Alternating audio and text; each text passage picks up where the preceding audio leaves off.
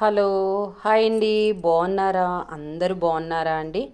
ఈరోజు నేను బ్రేక్ఫాస్ట్కి ఏం చేశానంటే బ్రౌన్ రైస్ తోటి దోశలు వేశానండి. మనము బ్రౌన్ రైస్ తరచుగా ఈ మధ్యన అందరూ తినటం మొదలుపెట్టారండి. వెయిట్ లాస్కి పనికొస్తుంది, మనకి కూడా ఆరోగ్యం చాలా బాగుంటుందండి. మామూలు రైస్ తిన్నామంటే ఏదో ఒక రకమైన ప్రాబ్లమ్స్, షుగర్ రావటము, లేదంటే అరగకపోవటము, ఎక్కువగా తిన్నామంటే ఆవేశపడిపోవటము, ఇలాంటివన్నీ జరుగుతూ ఉంటాయండి. కానీ బ్రౌన్ రైస్ తినటం వల్ల అండి తక్కువగా తినచ్చు, ఎక్కువగా కూడా తినచ్చండి. ఎంత తిన్నా ఏమైతే ప్రాబ్లం లేదు. దానివల్ల చాలా బలం ఉంటుందండి.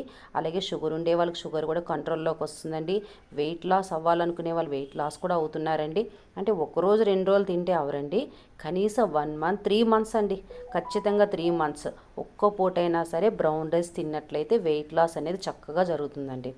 అలాగే మన ఆహారం కూడా చక్కగా జీర్ణం అవుతుందండి. ఇప్పుడు ఉండే రోజుల్లో మనం ఏది బాగుంటుందని డాక్టర్ గారు చెప్పినట్టయితే మనం అదే వాడినట్లయితే ఆరోగ్యాలు చాలా బాగుంటాయండి. అలాగే కాళ్ళు నొప్పులు కూడా తగ్గుతున్నాయండి. అలాగే బాడీ పెయిన్స్ కూడా తగ్గుతున్నాయండి. అలాగే మీరు తెచ్చుకోండి, చక్కగా రైస్ వండుకోండి. అలాగే దోశల్లో కూడా వేసుకొని నానబెట్టుకొని దోశల పిండితో దోశలు వేసుకున్నట్లు, అలాగే ఇడ్లీకి కూడా రవ్వలా తయారు చేసుకొని ఇడ్లీని కూడా వేసుకోవచ్చండి. అలాగే ఉప్మా రవ్వలా కూడా తయారు చేసుకోవచ్చండి బ్రౌన్ రైస్ని. మనం తరచుగా అండి మనం రొటీన్గా ఎప్పుడు ఇడ్లీ, ఉప్మా ఇలా అన్నీ చేసుకుంటాం కదండి.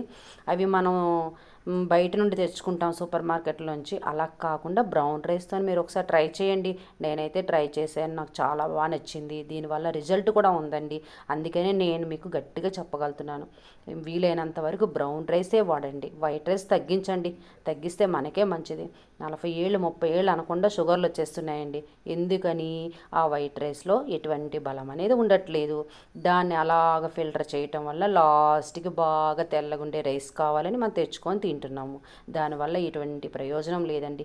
కడుపు నిండా తింటున్నాము, కడుపు నిండా హాయిగా ఉందని అనుకోవటమే కానీ దానివల్ల అయితే ఉపయోగం లేదు. బ్రౌన్ రైస్ కొంచెం కొంచెం అలవాటు చేసుకోండి.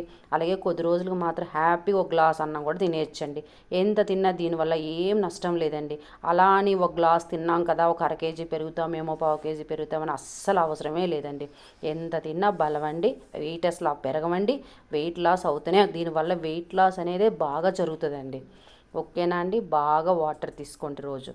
అలాగేనండి, మేము బాగున్నామండి, అందరూ బాగుండాలండి. ఓకేనా అండి? బాయ్ అండి, థ్యాంక్ యూ అండి.